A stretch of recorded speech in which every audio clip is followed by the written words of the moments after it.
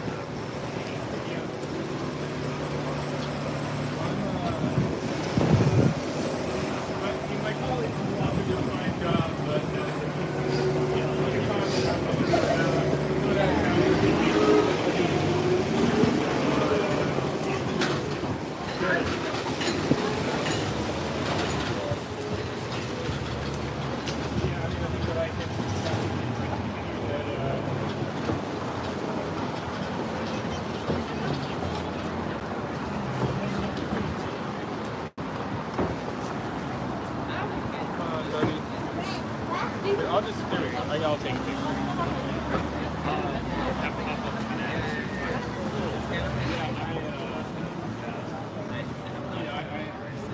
I can kind of flesh out the overview. I'm just are you interested in this topic? Yeah. Here's the stuff that's for free on the internet that's useful, and this program's coming up.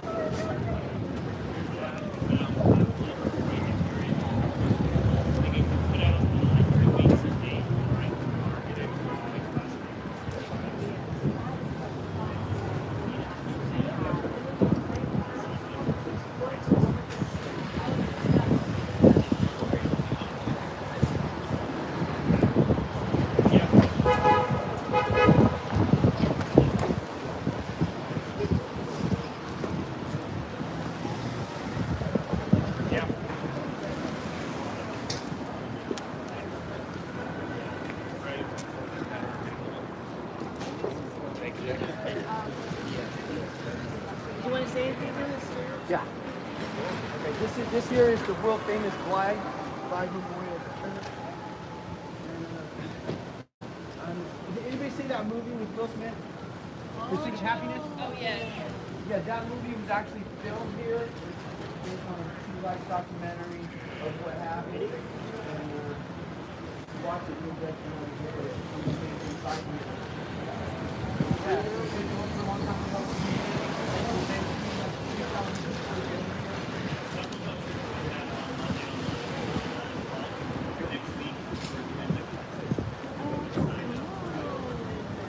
Hi. So we get to go inside? I just wanted to point out just like a little history.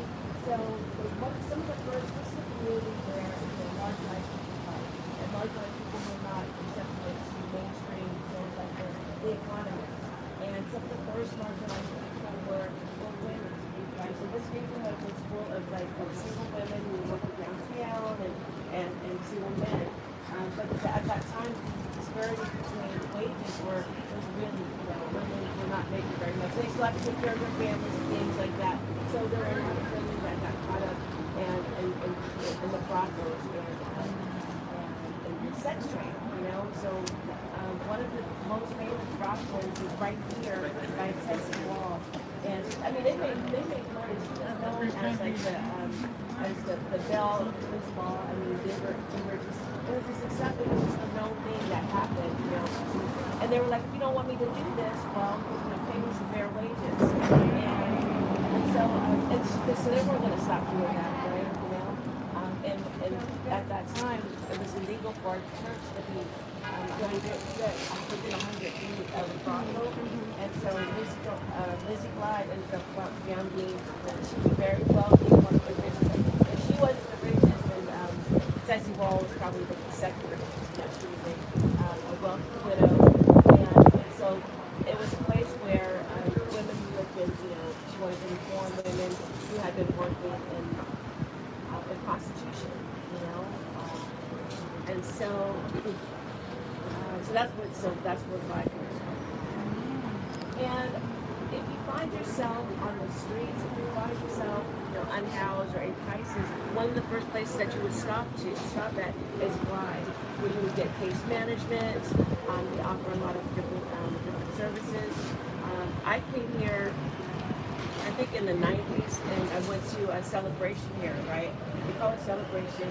And when I say celebration because I was in my 20s, and my roommate invited me. I was like, I don't she was white, upper class. I was like, what do you do church? Is not the way I do church. But then I just, she was my roommate, so I came, and I got it. So at my background, I went to Catholic school, and my family were, Southern Baptist, so I was used to church being very segregated, and very one way. So when I came here, I didn't know really what to do, and people were dancing, and I was listening to what he was saying, because I also remember Jonestown. What was his name? In Jonestown?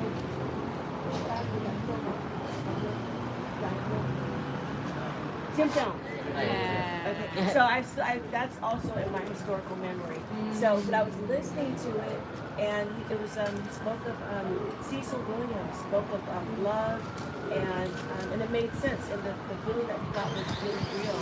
So Cecil Williams, who just recently passed, came here in the 60s, and so after being a little bit of his book, he actually grew up in Texas and really was affected by segregation, apartheid, and actually he had a great as a matter of fact, and came out from that darkness. And after having that breakdown, because segregation and racism was very destructive. So he came back and he had a vision, and his vision was to be, as a little boy, according to him, had a vision of the space of the church where people would get together and worship together, praise together.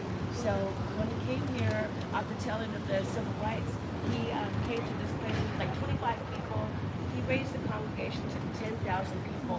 He took down all, because it was like very conservative, like very white Methodist. They were not feeling him at all. But he still had the vision and the boldness and the courage to say, you know what, I see what's going on. How do I get these people out here to make them feel welcome inside? And so he brought the music, and this is one of the first places where Wounded Knee was organized, Alcatraz, got Black Studies departments. That was, Black Panthers organized here, and the transgender educational classes after they had Compton riots, they were able to bring different transgender queer folks with education classes.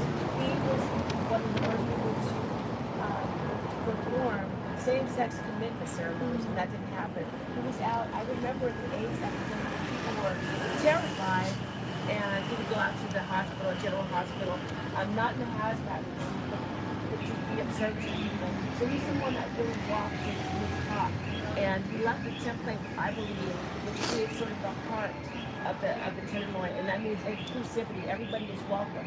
You're a little bit weird, because we're all a little bit different here. We move a little bit different, but we learn how to be, you don't look like me, but we learn how to be a community together.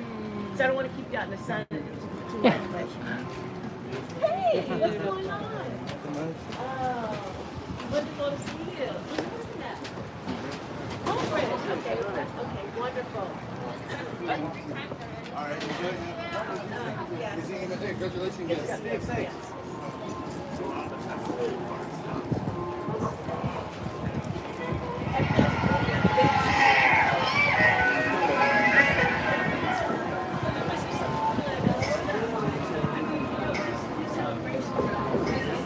Yeah, I'm actually going to the Monday one.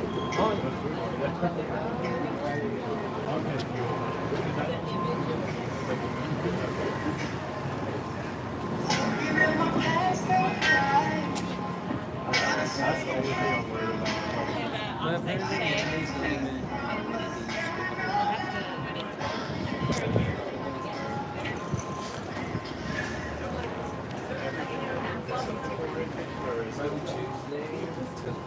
Tuesday and Thursday.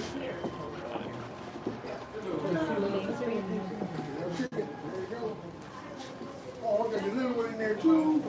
Bonnie. Two. Coffee house.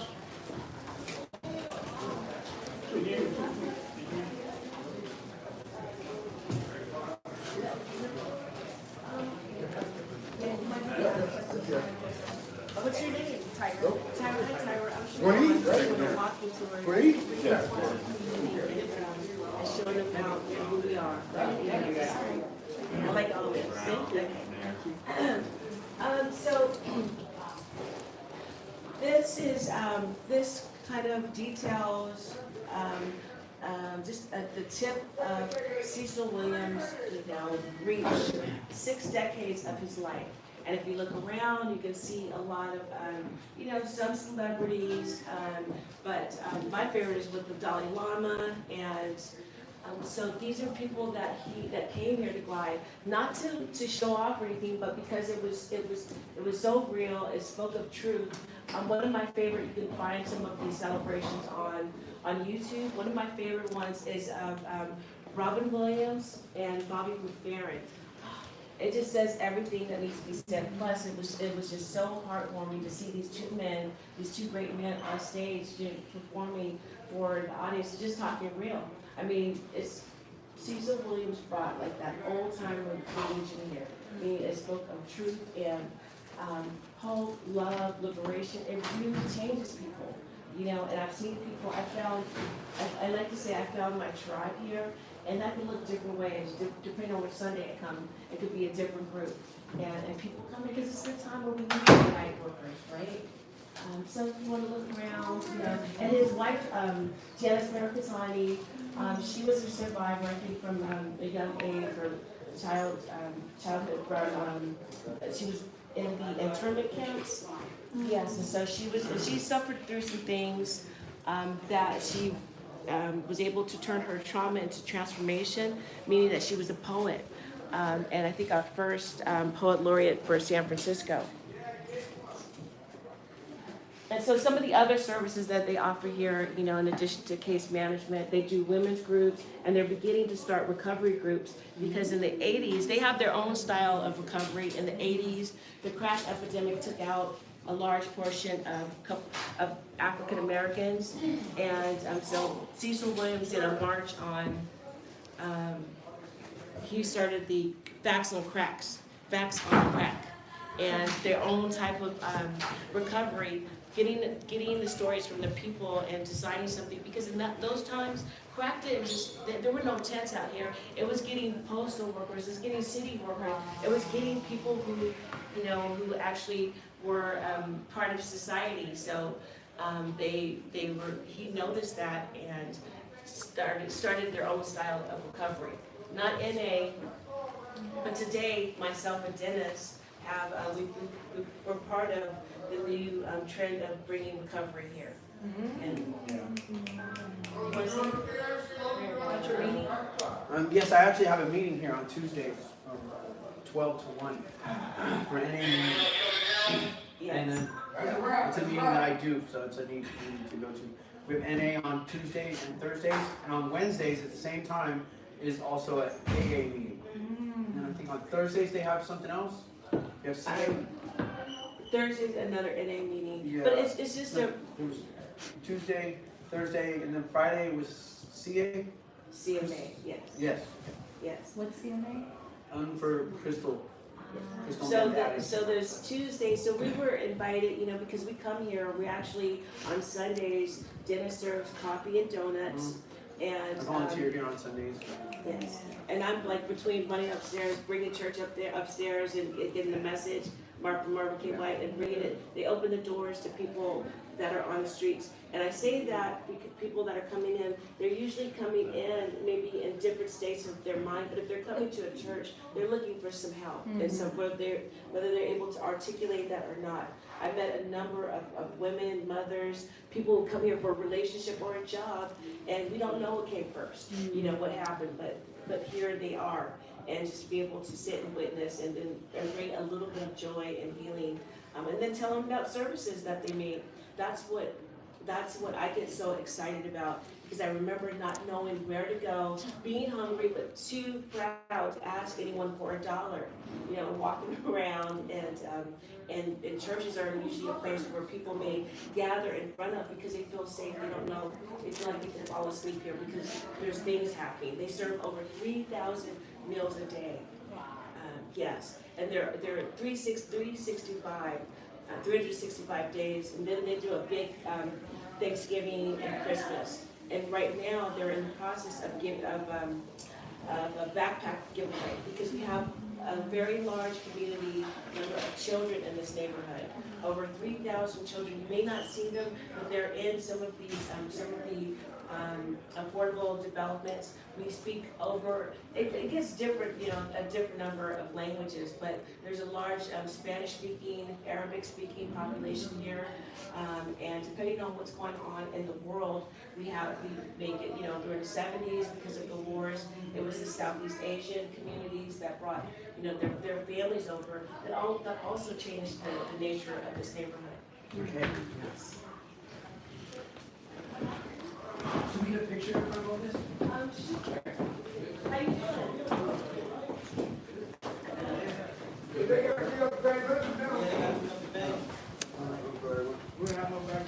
gonna bring them up. We want to do a picture in front of this. Yes, so this, what this, So you go to that corner right what there. this heart represents was for the 50th anniversary of Pride. And these are all individual labels. Legos. That's not paint. That's Legos. Yes, Yeah. Amazing. yes. So if you want to kind of like gather around, or you just do like a little. Legos. They just did 50th anniversary. Yeah. Everybody's squished together a little bit. Yeah. You can see the heart peeking from the top. You want me to? I could also. You want me to take it? Hey! Make this work. You should be in the picture. Sit down. But some lines for the bag lunches on the side, so they won't be coming. There we go. Yeah, if y'all want a bag, if y'all wait Everybody for bag say lunches, love. go to the right. Love. To the right. If you guys want bag lunches, right up toward the right for me, please. All right. We got it. Appreciate it. Hey, how you doing? You all right?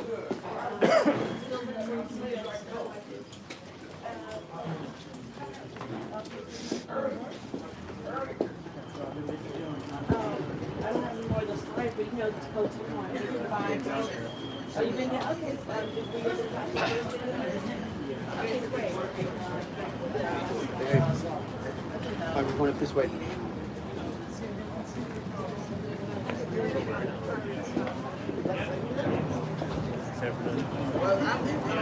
I'm not too familiar with LA, but like what like region of it of LA is in? Okay, yeah, okay. Westwood. Yeah. Maybe 20 minutes away, but yeah. Gotcha. Okay, because I know Westwood because my mom went to UCLA. Okay. So- yeah, like, it's on the other side of the mountain, but it's like 20 minutes. Gotcha. So was it a big culture shift going to UC Davis from LA, or was it like, Yeah. yeah, was it huge? Yeah, because Davis was a more small community, and everybody knows each other, even though it's like 40,000 students. Right. And you seem to like passion for everybody. Yeah. So I wasn't used to that. Yeah. But I guess it prepared me for law school too. Right. That's so About you, interesting. do you see? Yeah, definitely. It's such a different culture. I feel like people here are so open. Is everybody here? Okay, yes. So I just wanted to take one moment. Yes, people are always hearing about like the bad stuff that's going on in this neighborhood. And one of the first places that I ended up coming to that made a difference. You can walk through here. You need to go through here. Was this organization here, Healing Well? And so what Healing Well does, a lot of the programming is done by retired teachers. And what this offered for me and the community is a place to come and what, like it says, healing. Because one important thing of life is to be able to have access to opportunities to socialize, or hobbies, or things that make life like worthwhile, right? So either if you're living in the SRO, you can come here. If you're unhoused, maybe, and you're looking for a place to stay, if you're living in a shelter, as a place, there's women's circles. I was part of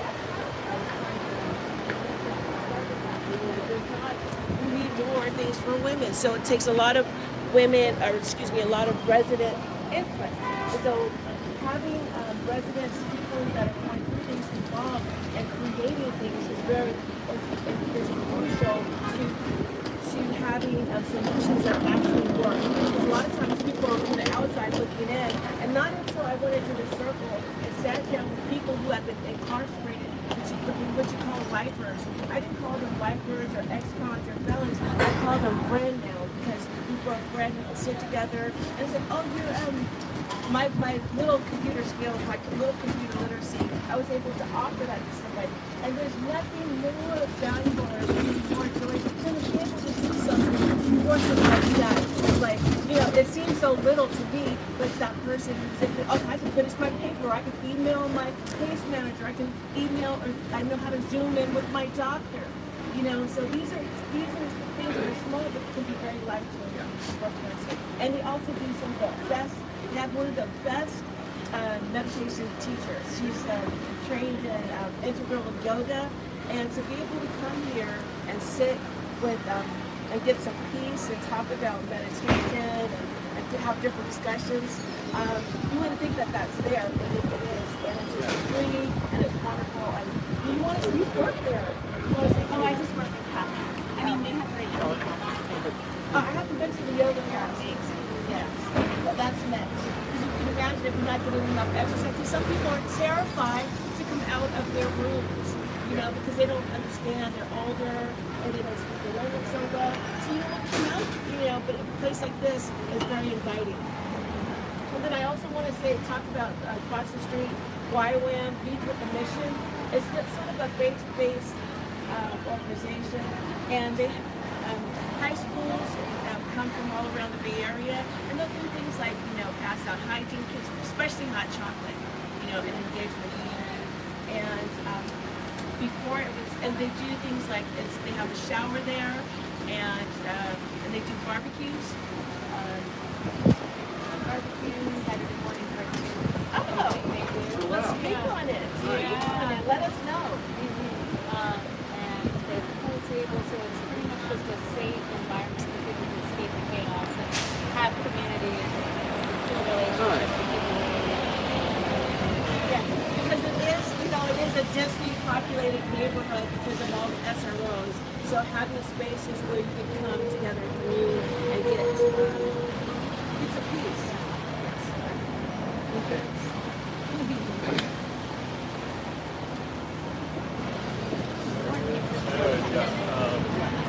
Like DC is so much more formal.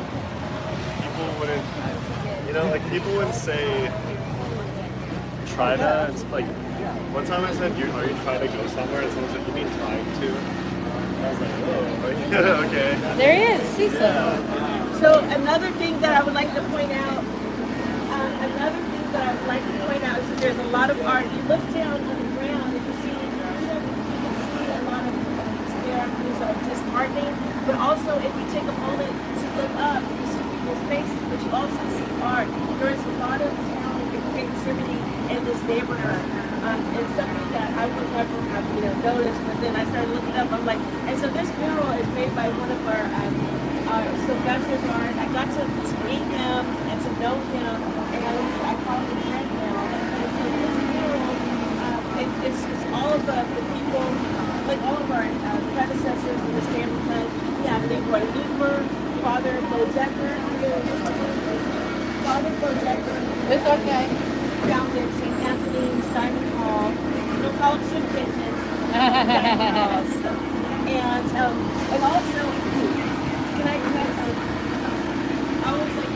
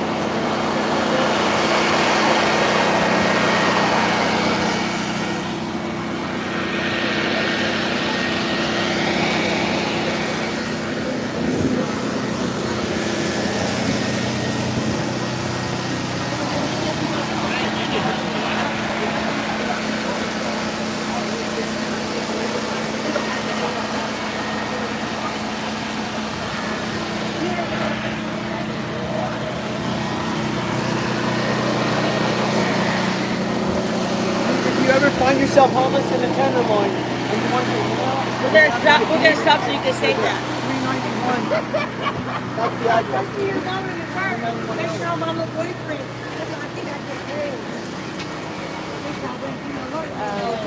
So, do you want to go to your meeting? Yeah, good. I'm going to walk you through it.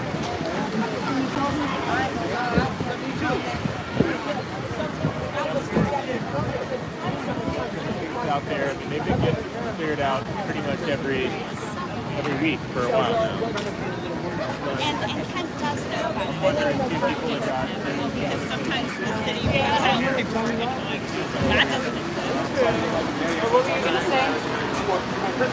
Oh, that I have a faculty. just I feel like there's the information we need to get them to find out. Oh, I was going to say, with the numbers, do you want to go back around to them or do you want to go back to Kate? My foot is still like, do you know how much longer this is? That's okay if you need to go. Be there on Wednesday tomorrow night. Look at my chip.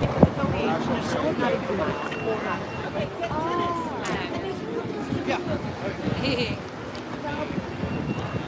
But yeah, if you need to leave earlier than it ends, do not worry. You want to stay and at the same time. You can't control it. Yeah. Oh. You just always ends up back out here. No problem. I think it has to do with mental illness. Years, as far as I know. Yeah. A lot of people that were living on this street, but I'm not sure where they At one point, she was going to go to rehab. She was all excited about it. Depends on which cities are. That's the problem, right? Yeah, Like, you want to go to rehab, but if they're like, oh, you can come back tomorrow. Yeah. When they told me I was going to go back tomorrow, like, Yeah. I was going to go out and get a bottle that night. Yes, that's exactly what I So, did. yeah. It took me 3 weeks to get to rehab the first time. Yeah. The second time, it took after 4 days, I was like, I had enough. One of the, one of the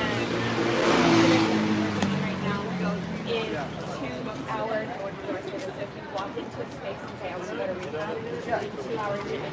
Yeah, if you're ready right now to go to rehab, you're ready right now. If I say, oh, I'll come back tomorrow, or I come back tomorrow, you might not be ready. Seize the opportunity. Yeah, no, it's a very timely thing. Yeah.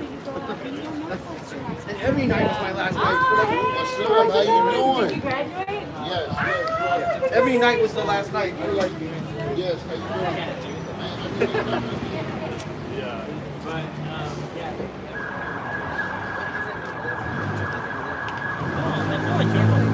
They thought you looked at it. Are you a big fish person or? Yeah. Okay, good. Okay. It wasn't a problem. It worked out. Yeah. But I usually try to. Yeah. That's awesome.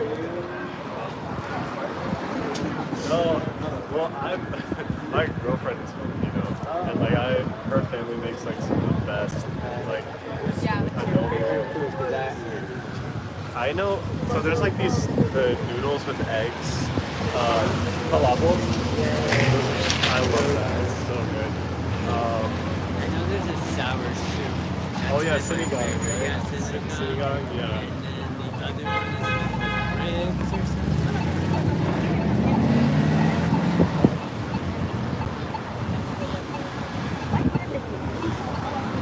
Dale, estaría mejor 5 minutos para mañana también. Can you guys hear me? So the one thing that's really nice about having such a diverse population is that you have people bring their cuisine. So one of the cuisines here, this restaurant, Asalina, I think she's got like some like very like different Yelp reviews, I believe. This is like Malaysian street food. She is an artist. She's very passionate about what she does, and it's beautiful. It's closed right now. I think they're opening. Their stuff is really beautiful.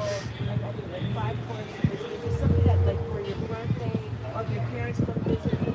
This is like a beautiful place to come take them. Very tired. It's really beautiful, nice, and yeah. So it's not open right now, but it's Malaysian street food. Yeah, so there's like beautiful like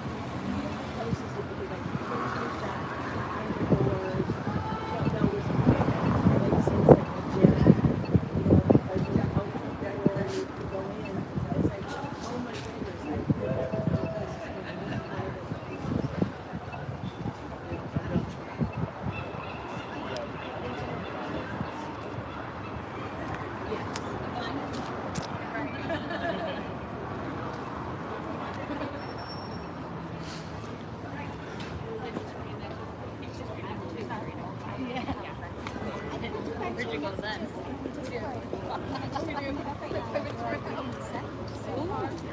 So I was like trying to add something. It was just for the three of us.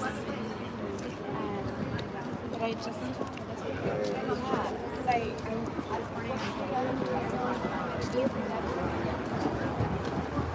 methadone box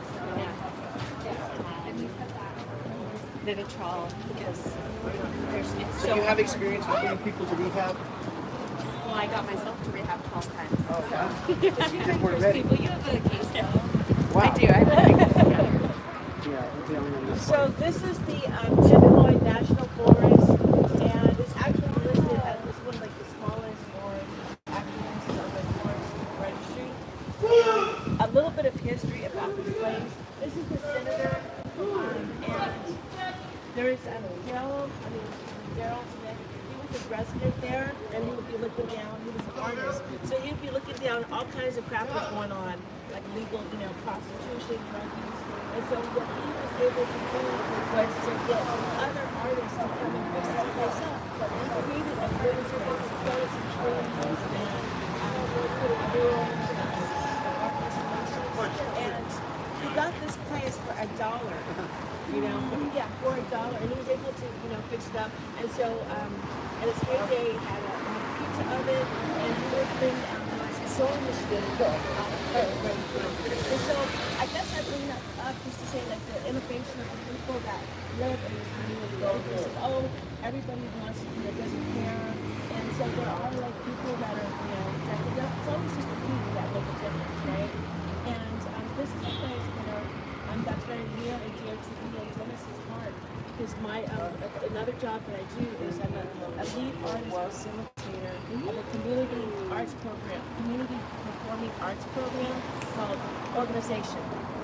It's called Skywatchers. And my boss, Ann, came here. She's been a choreographer for like 4 decades, and her works around here with him. And she's been social justice oriented, but she do the art piece and it would be over.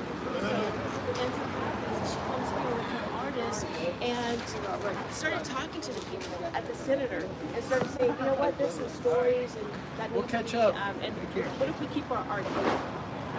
What if we leave our art here? Meaning that in these conversations, that's really what the healing part was. So Skywatchers was born here. Drum circles, and they still have things that are going to be coming up. Yep. So this is a great place for artists, and we need that there's a lot of creators in this place that they don't have a place to go. That performance, and also our art really is about relationships. So, for example, when I brought Dennis here, he was this was something that healed him and myself. Like coming here, like being able to talk. I was a very shy person, I was very shut down. But there's always a soundtrack going on in the neighborhood, always music, to drown out other sounds. So,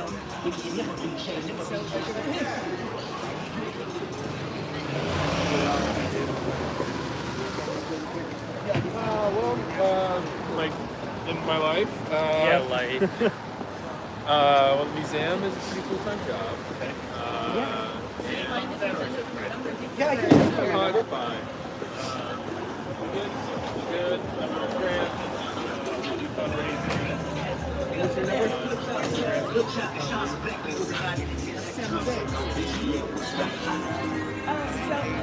So at 2:20 Golden Gate, we're at 2:20 every Wednesday. Skywalker.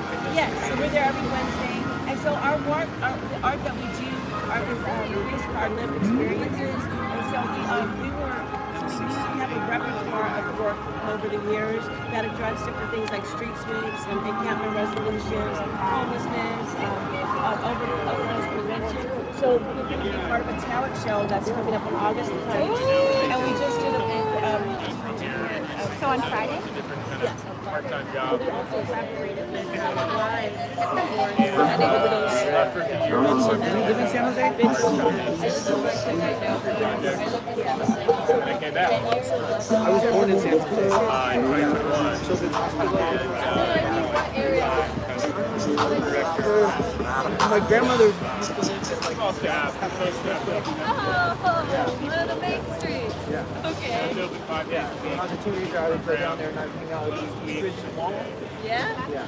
I know the mall very Yeah. well. There's not much to do there except go But I grew up in Petaluma though, myself. 45 miles away. How'd you go down?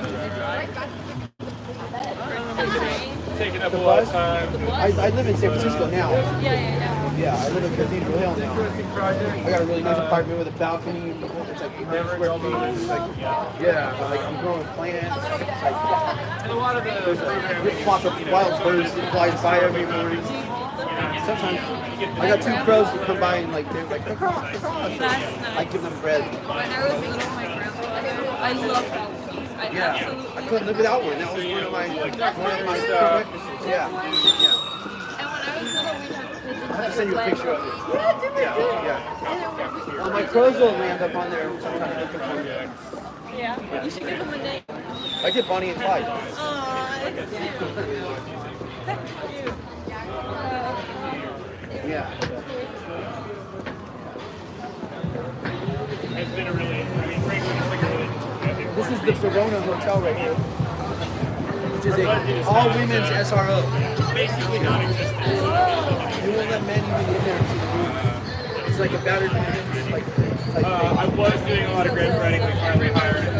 this is the Tenderloin Museum. This is my spot. Do you want to go in? All right, yeah, we get to go in. You guys, it's our lucky day. But I do want to.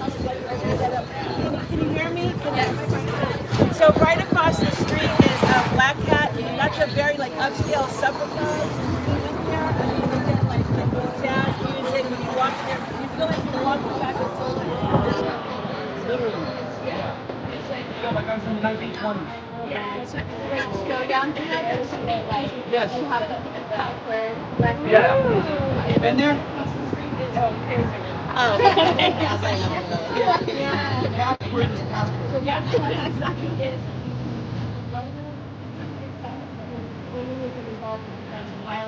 All of the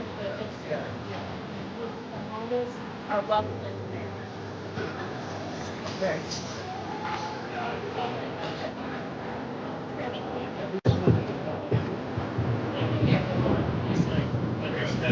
Watch your step, watch your step.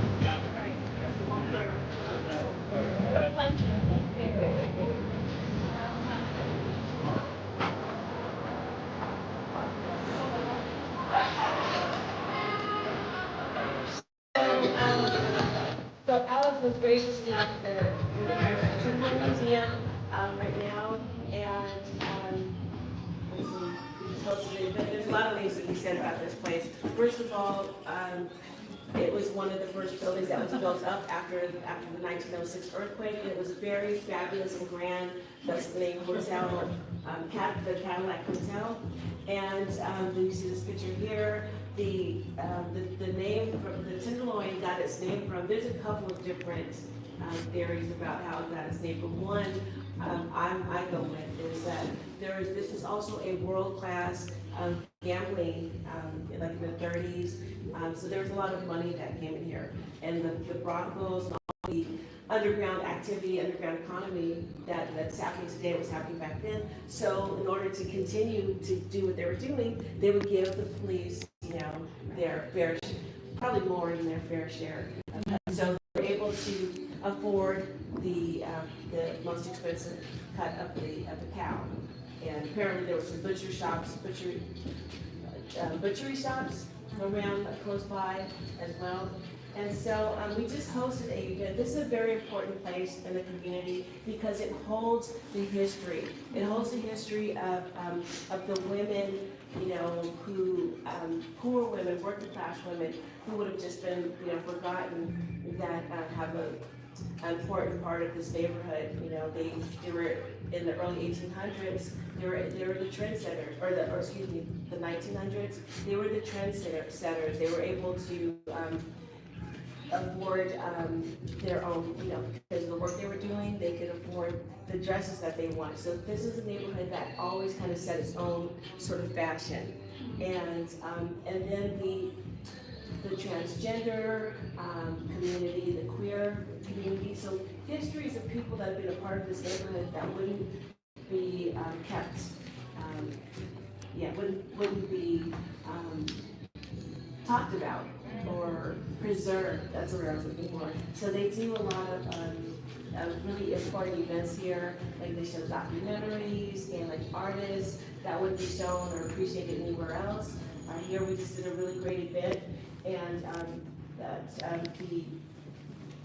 the staff here, Alex and Sophia's, they did an event You have called. two Sophias. Yes. Yeah, Sophia. So I just, before I want you to talk about this a little bit, but what I'd like to say is that you'll notice that there's a large San Francisco, when I came up, we made Black San Francisco made up 15% of this population, and we contributed to the culture, the music, the feel of the city. And so through gentrification and also racist policies called redlining and other practices, our population is down. Some people say 3 to 5%. That may be so. We had traditional, redline neighborhoods, like Hunters Point, Bayview, Potrero, the Fillmore that's where I was born. My father came here during the 40s, and it's no more. So you'll notice that there's Black people in the streets. We make up about 20% of this population, and this is not like hard data because people are constantly coming to this neighborhood, into San Francisco period, but we end up in this neighborhood. So my boss, Del Seymour, who you talked to, he's been here for about 40 years, and he noticed that when you say you come from the Tenderloin, there's a lot of shame attached to it, right? A lot of embarrassment, no matter what you're doing with your life. You could be working. Not everybody is here as impoverished or poor. So he wanted to create an event that celebrated the people, the dressers, the entrepreneurs, the people who founded organizations that service the people of the community, the artists. And so the event, they created these beautiful banners that you can see over here that tells you who these people are. Because when I'm walking down the street, you're not going to know how fabulous I am. But maybe because I do dress, pretty awesome sometimes. But you're going to, not get the accolades or the appreciation or acknowledgement that you deserve, because these people are some of the hardest working people and the most amazing people that I got a chance to have on the panel, and have invited the paramedics out, and we celebrated the Black paramedics that work with the fire department, and to see them come out here and to talk to them, who are oftentimes only able to come to this neighborhood for very tragic reasons when people are in crisis, and to see and meet other people and say, what do you mean you were, an addict, a heroin addict, in and out of the emergency room, falling out in the street? Yes, I was one of those people that they were much younger, so probably not me, but my life, I wouldn't be here. So to understand that these lives do matter, and they're someone's mother, sister, or brother, they just might be in crisis, and everyone has someone in their family that potentially, by the statistics, is an addict. So this is, if you want to walk around, just to get a little glimpse of how beautiful this place is. There's, this is celebrating or exhibiting, this will be here for a couple of months. A blind artist. I will put. Do you want to say something? Well, you guys can sign up on the email. Maybe have like events, poetry jams, history stuff. So I just want to, if you can come over here, so this is these banners. You can come here during the week when we have breaks, and then you guys are probably very busy with your studies. But to get an idea of like these beautiful banners that outline and highlight people's lives, like Cecil Williams, Leroy Looper. This actual building was bought by Leroy Looper in the 70s. His family is still very involved with it, with a handshake, and he was the one that created the model for permanent supportive housing, which means that, this is he created the first program for the template for permanent supportive housing west of the Mississippi, which means that, instead of these being tourist hotels. They could have been, easily turned into that.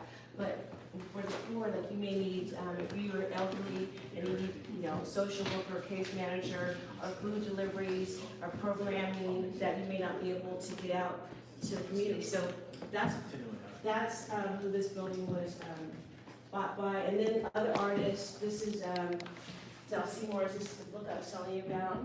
These dolls were made by Lord Frederick, who is self-proclaimed as black, blind, talented, and sexy as hell. He became blind in the 90s due to some kind of a genetic disease, and so he creates these dolls from his memories from in the 90s when he was one clubbing and doing whatever people do, And Charles is also legally blind. Wow. He creates these beautiful, he's a poet, and these banners were part of a project by the Dish, Maddie, who did a project with called What is Home, and just having everyone that live in these, sometimes they have programming in the SROs to create a panel of describing what home means to you. What does home mean when you think about it? What does home mean to you? You ever think about? And so some people, so home is not just a building, but anyway, so she made these beautiful panels, and I hope that you guys get to see them. Okay. Well, maybe to a brief plug, yes, sign up for our email newsletter. We do, I think, a handful of your classmates here. Classmate was mentioning we do programming most weeks, usually on Thursday afternoons. And the museum, we're kind of in our art gallery space, which wasn't an original part of the plan, but staff pretty quickly realized there needed to be more of like a dynamic exhibition space. Tenderloin Blackness is quite a dynamic, multitudinous show, but the brunt of the museum is in this main room, and it's an overview of the neighborhood's history. Really from 1906, the year of the earthquake and fire, onward. And I like to tell folks that we start there because after that earthquake and fire is when many of these residential hotels were constructed. And it increased the density greatly of this neighborhood that was once kind of on the outskirts of San Francisco's original sort of Euro settlement, right? Like this was the uptown Tenderloin to distinguish it from the downtown Tenderloins of Barbary Coast and Chinatown. But I guess sort of like the frame or maybe bias, depending how you look at it, of the museum is that I think these hotels are really kind of what frame the history that's told here. First, as this sort of workforce housing, the neighborhood was truly economically diverse in the beginning of the 20th century. Siobhan was mentioning there's a lot of money from the underground economy overlapping with just like a very robust working residential neighborhood. There's very colorful nightlife and cultural scene from that time to take note of. And then, as the city changes, throughout the middle of the 20th century, the conditions changed here in the heart of the city, and it did become maybe more of an impoverished place, as maybe its reputation has become known today. But within that shift, I think there were a lot of important overtures around some social justice organizing, labor organizing. The LGBTQ movement, as we know it today, has a very important origin in the Tenderloin, really even preceding Compton's by a couple decades. So, the museum gives an overview of that, as well as how in the 70s the neighborhood was kind of a landing ground for refugees from Vietnam, Cambodia, as well as a place where immigrants from India were kind of making a home and work for themselves, and it became, multicultural, where it might have been economically diverse in the first half of the 20th century. It became truly, multicultural from the 70s onward. And it was during that time that, kind of the neighborhood as we know it today was forged.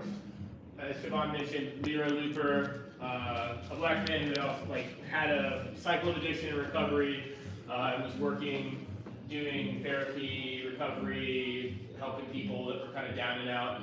Took over this hotel to start, offering those services at a greater scale, and this is in '77, and it became the model for permanent supportive housing. That really proliferated in the '80s as gentrification was encroaching. Tenants were organizing, kind of powered up by this new set of people, these refugees, these immigrant communities that had families, which was not really what the Tenderloin was about before. It was single working people living in the SROs, working hard, playing hard. All of a sudden, you have those, blue collar pensioners, and then you have the, family from Vietnam with 5 kids, and they want to see, safe streets, clean streets, a park, a school, and all that, stuff that you kind of tell a neighborhood by was missing from the Tenderloin, and they advocated for it and got it. And this is against the backdrop of public housing being defunded in the '80s at the federal level and more. So what emerged were these, nonprofit permanent supportive housing organizations, often operating out of residential hotels because it was cheap, available housing that got roofs over people's heads. For the UC Law folks on the tour, the founder of the museum is this fellow named Randy Shaw, who went to UC Law. I think he started in maybe '79, and when he was a student there, he and a few colleagues started the Tenderloin Housing Clinic, which was initially a legal aid organization, and that's how Randy met Leroy as he was beginning with the work at the Cadillac Hotel. And Randy and classmates were involved in some of the tenant organizing and helping them do the organizing and advocate for themselves. And later, Tenderloin Housing Clinic became one of these housing providers. It's one of a handful of them that are quite active in the Tenderloin. And he wrote kind of one of 2 books that's solely focused on the Tenderloin history, and is really a basis for the exhibit of the museum. So if you want the too long TLDR version, this has that and all the references. I guess another figure that I find very illustrative and sobering, I tell people when they come in, is that the neighborhood is geographically small. It's 31 square blocks. About as many thousand people live here. 1/3 of those people live in permanent supportive housing of some kind. So that can mean a lot of different things, but that's an extraordinary ratio of people in this very specific form of housing, and I think defines the character of the neighborhood in a big way. But come back for a visit to the full museum or a Thursday night program. The next thing up is a collaboration with the Transgender District. A woman named Andrea Horn is going to do an evening of, she's writing a book about Black trans history, kind of early Black trans history, but is a bit of a character herself. Her friend Sylvester, the Sylvester, convinced her to move up to San Francisco in the '70s. She was a model and a singer and all these kind of, has this crazy story, but also worked as a social worker in the Tenderloin for the better part of 30 years. She's really charismatic and fun and generous, and she has a really cute dog. Has a really cute dog. So yeah, that's the next program coming up, and I could ramble on forever. Check out tenderloinmuseum.org. Our programs are listed there. I try to get them up. There was some news coverage on her, if I'm not mistaken. Is that on? Okay, Andrea. Yeah, there was a recent.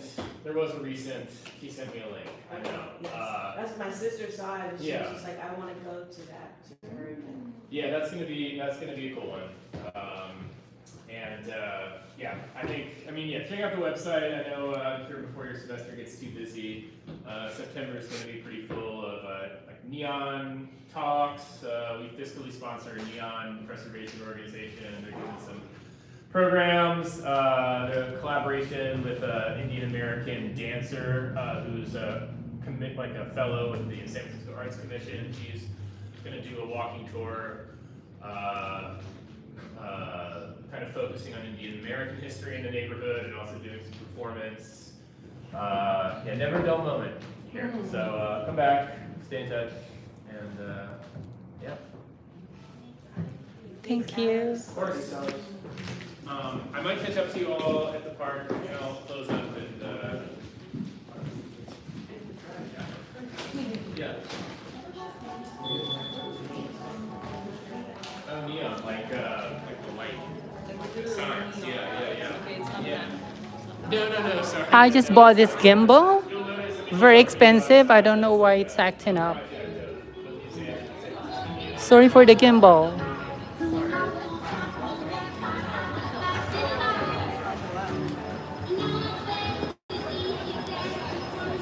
Really not used to being asked that question.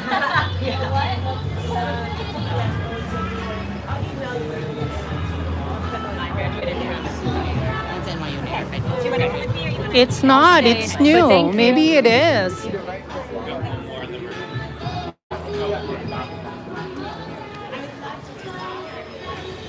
This gimbal sucks. Yeah, I know the plan. Just go back halfway. If you want,